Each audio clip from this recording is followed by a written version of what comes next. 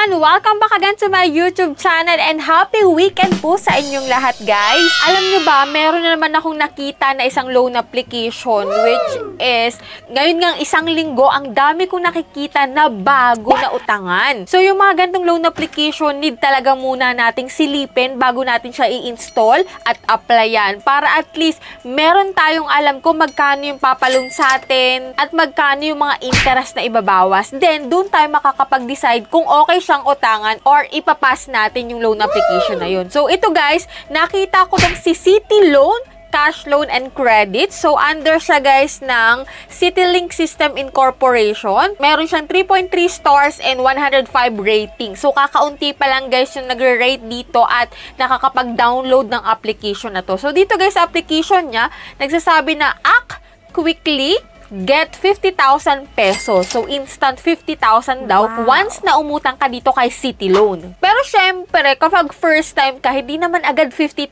yan eh. Kaya nandito po yung channel natin para silipin yung loan application na to kung magkano nga ba yung ipapalaw niya sa mga first time na tulad natin na mag-i-install pa lang ng kanyang application. Pero bago tayo guys tumungo dito kay City Loan, para po dyan sa mga hindi pa nakasubscribe sa aking YouTube channel, meron po kaming pa-weekly Gcash giveaway. And linggo-linggo po, 5 lucky winners po yung aking pinipili na kung saan guys, napakadali lang po ng mechanics. Magsusubscribe ka lang po sa aking channel, ilalike mo tong video na to at mag-iiwan ka ng comment dyan sa comment section, which is, ang i-comment mo nga po is yung mga na-experience mo na sa pag-utang sa OLA or online loan application. Para naman yung mga makakapanood ng video na to is mababasa dyan sa comment section yung mga na-experience ninyo and doon sila makakapag-decide at makakapag-isip na rin kung itutuloy pa rin nila yung pag-utang nila sa isang loan application. So yan guys, no, hindi lang po pa Gcash yan. Every last Monday of the month, meron po akong pinipili na 1 lucky winner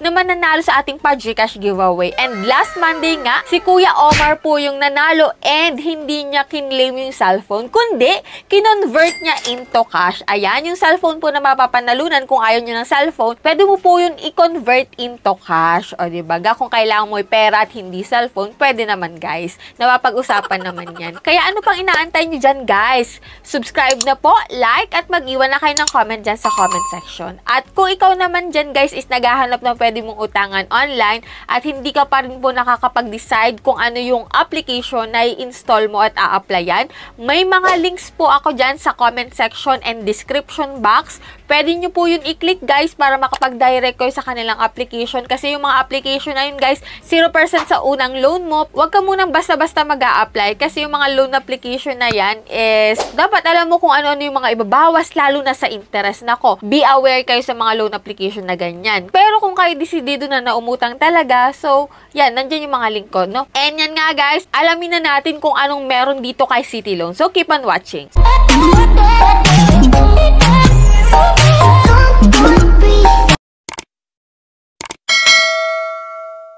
So, disclaimer, no, hindi po tayo agent or promoter ng mga loan application na binabanggit natin dito. Especially nitong si City Loan. So, dito guys, i-review natin siya at sisilipin natin kung anong meron sa kanyang application. Para at least kayo na bago pa lang makakakita dito kay City Loan, alam nyo na kung anong meron sa application at kung magkano yung matatanggap nyo or mauutang nyo dito. And yan nga guys, i-install ko na po si City Loan. So, bali guys, ang ipapakita ko na dito guys is screen recording lang nung pag-apply ko sa kanya. After ko siya i-download, ito yung mga nakalagay sa kanyang application, 24/7 online service, enhanced privacy protection for increased security, increasingly higher limits. Click ko na yung start. And dito guys, bienvenido. So, iba yung kanyang language, no? Pero dito, pag wala ka pang account, maglalagin ka using your active mobile number and get mo yung OTP and then click natin yung sign in. So, after nun, guys, eto, may nakalagay dito na tailored loan solution. So, walang nakalagay kung magkano ba talaga yung maximum loanable amount dito. Click lang natin yung apply now. And ito po, yung mga fill up pa natin dito like personal information. So, after yan, click mo lang yung confirm. And dito guys, work information about your company lang naman ang pinagtatrabahuhan. And dito guys, emergency contact. Matutuwa ka kasi dalawa lang po yung kanilang hinihingi dito. which is good. And kahit dalawa po yun, pag-isipan mo pa rin kung sino yung ilalagay mo dito kasi maaari nila itong tawagan or i-text. So, after nyan, click mo lang dyan yung next. And yan, may credit standing dito. So, nilalagay ko lang po is no loan para pautangin tayo nitong si City Loan, no? And yan, ito po yung mga ID na pwede dito. So, pipili ka lang naman po dito ng isa na available sa'yo.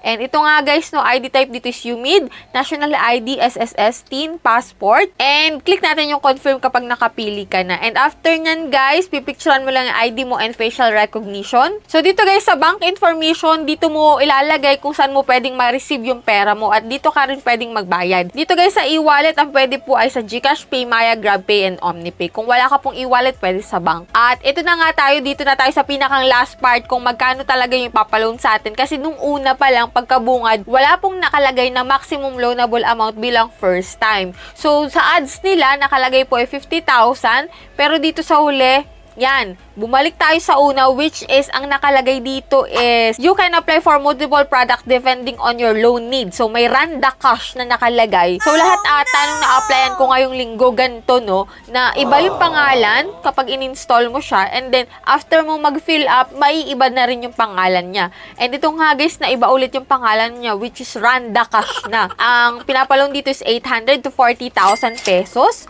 Meron daw low interest rate, long-term, and high quota. Anyway, click natin yung apply para makita natin kung magkano. Ayan! 10,000 na naman, which is 90 days. So, sa mga na-applyan ko ngayong linggo, pare-pareha sila na 10,000 tapos 90 days. Yan, service fees 8 pesos na ibabawas, interest is 720, and amount to receive is 9,992 pesos. 90 days daw, pero yung mga gantong loan application, duda ako kasi hindi naman talaga 90 days yan Hindi naman talaga matagal bago bayaran. And itong interest at service fee, duda rin ako kasi kalimitan sa mga gantong loan application, medyo mataas yung ibinabawas. So, ito yung nakalagay sa kanyang loan details. Hindi natin alam or hindi natin sure kung ganito ba talaga yung loan amount na papasok sa GCash natin, sa bank natin, or sa account natin, no? So, sa mga nakapag-loan na dyan at nakapag-try na dito kay City Loan, pakishare po dyan sa comment section kung magkano ba talaga yung na-receive nyo, kung magkano yung nautang nyo dito, para at least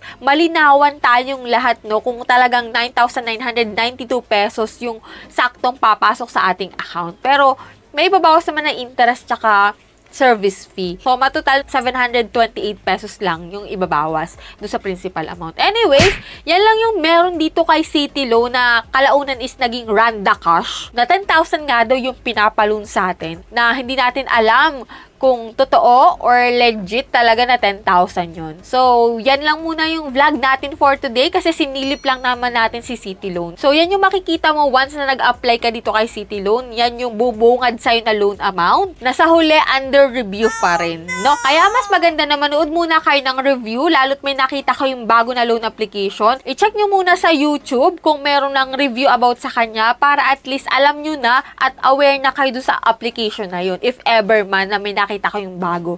Huwag nyo munang i-install, huwag nyo munang applyan, no? Matuto tayo magbasa ng reviews at mag-research muna sa application na yun. So, that's all for today. Sa mga hindi pa dyan nakasubscribe sa aking YouTube channel, nako, pakiclick na po yung subscribe button. I-on mo na rin po yung notification bell at para maging updated ka sa mga gantong usapan at sa mga bagong naglalabasan ngayon. That's all for today. So, see you on my next vlog, guys! Breathe